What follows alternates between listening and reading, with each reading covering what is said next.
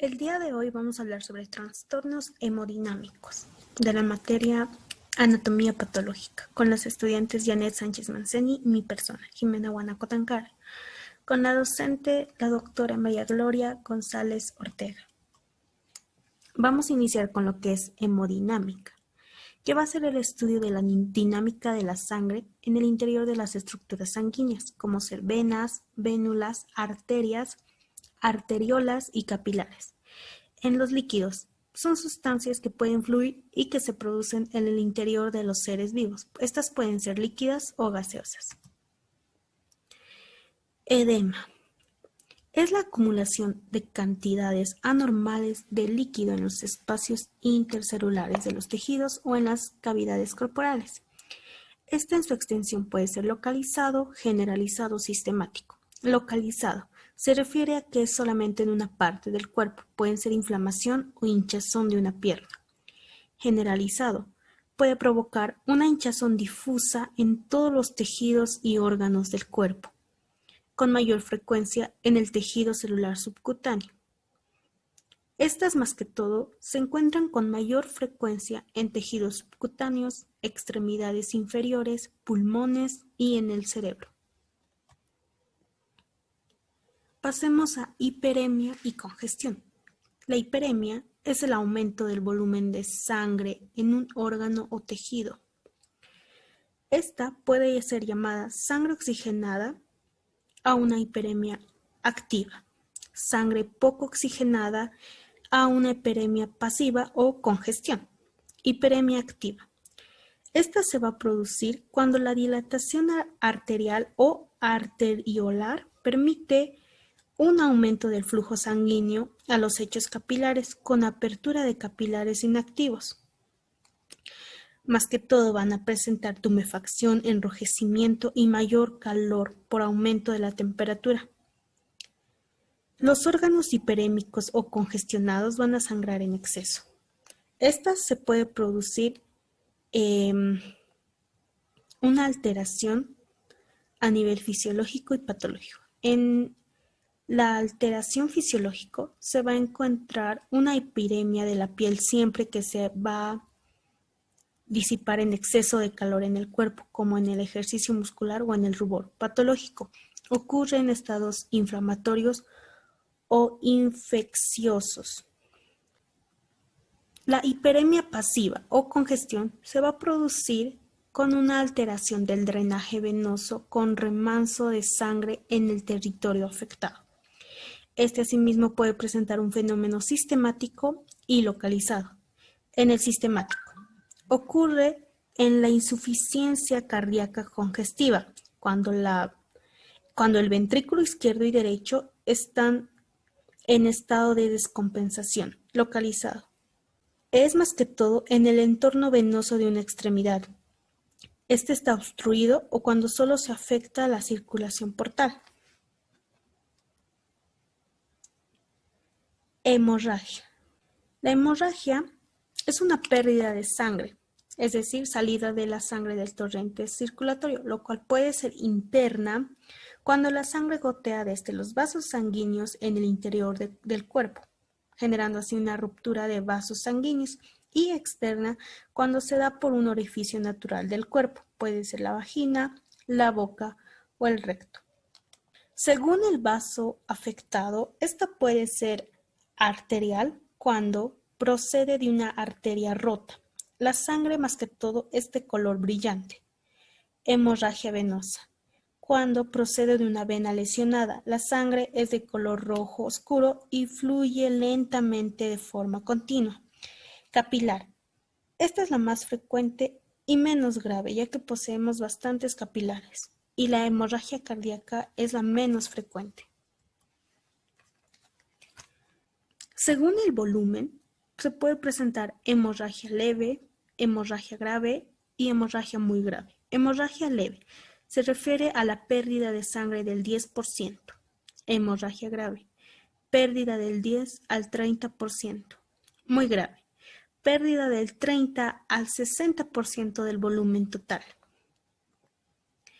Los mecanismos de defensa ante la hemorragia van a ser contracción del vaso con descarga de hematíes, redistribución del flujo sanguíneo o órganos vitales, activación de barroreceptores y quimiorreceptores, hiperpnea para disminuir la acidosis, descenso de la presión venosa central, aumento de la frecuencia respiratoria y el paso de líquidos del espacio extravascular al vascular.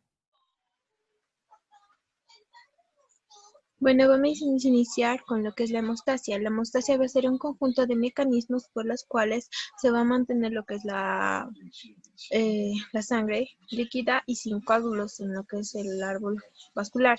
Va a dividirse entre dos, en la hemostasia primaria y secundaria. La primaria va a caracterizarse porque las plaquetas van a formar un taponamiento plaquetario y en la hemostasia secundaria se va a activar lo que es el sistema de coagulación. El mecanismo de la participación de la regulación de la hemostasia va a ser la participación del endotelio y la participación de las plaquetas. Cabe recalcar que en la participación de las plaquetas va a ser la adhesión, secreción, agregación plaquetaria y contracción plaquetaria. Vamos a seguir con lo que es la trombosis. La trombosis va a ser una formación de una masa sólida de sangre del árbol vascular, las cuales van a ser las tres influencias principales que van a predisponer a la formación de trombosis, también llamada la triada de Virchow, que son lesión endotelial, alteraciones del flujo sanguíneo y las alteraciones de los componentes sanguíneos. Esto va a ser dependiendo de la ubicación. La trombosis se va a clasificar en tres: la trombosis por precipitación, la trombosis hialina y la trombosis por coagulación. Ahora vamos a hablar lo que es la embolia. La embolia va a ser una interrupción repentina de lo que es el flujo sanguíneo a lo que es un órgano o una parte del cuerpo, debido a lo que es un coágulo, como podemos ver. La isquemia. Esto va a ser una condición que va a impedir que la sangre alcance los órganos del tejido del cuerpo y esta puede llegar a ser reversible, irreversible y llegar a ser aguda y crónica. El shock. El shock va a ser una afección potencialmente mortal, en la cual se va a presentar cuando el cuerpo va a estar recibiendo un flujo de sangre suficiente. Este va a presentarse en múltiples órganos que van a resultar un daño. La clasificación va a ser un shock cardiogénico, hemorrágico, séptico, anafiláctico y shock neurogénico. Eso sería todo. Bueno, vamos a presentar el caso clínico. Va a ser un varón de 81 años. Va a ser un varón de 81 años de antecedente de hipertensión arterial, dislipemia y un infarto de miocardio anterior hace 14 años, enfermedad monovaso e descendente anterior media tratada con stent. Presenta un cuadro de presíncope brusco, por lo que acude a urgencias. En la exploración destaca una tensión arterial de 80 a 40, auscultación cardíaca, rítmica, sin soplos, auscultación pulmonar normal, abdomen blando y depresible, ligeramente doloroso a la palpación. Aporta electrocardiograma, un ritmo sinusal a 96 latidos por minuto, con onda de Q a B1 a B4, analítica con HB de 11.4 gramos y creatinina de 1.4 miligramos. Inicialmente tratado con aporte de volumen a la hora de que persiste la situación de hipotensión, con palidez cutánea, en aumento en situación de anuria y aumento de dolor abdominal a la palpación.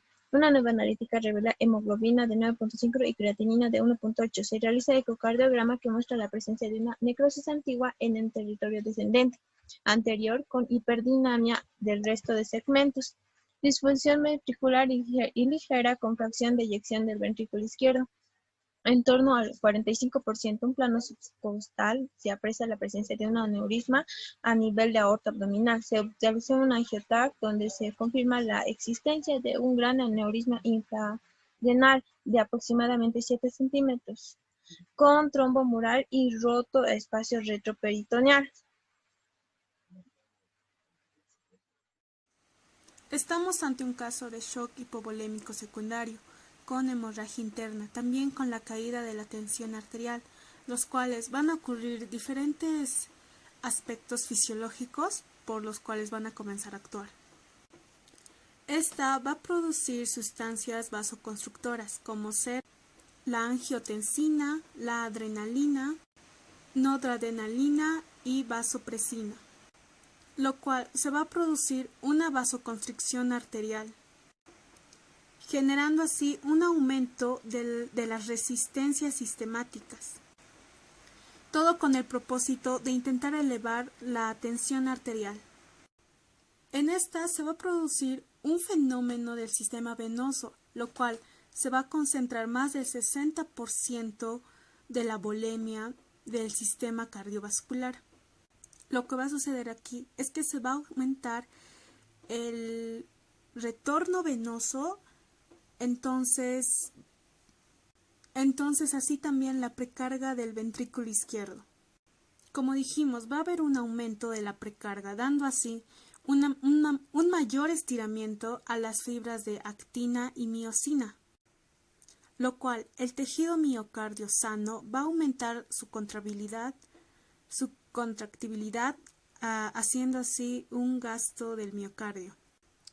Como sabemos, el sistema cardíaco es capaz de perder hasta el 10% de sangre sin alterar la tensión arterial ni el gasto cardíaco, pero este no fue el caso.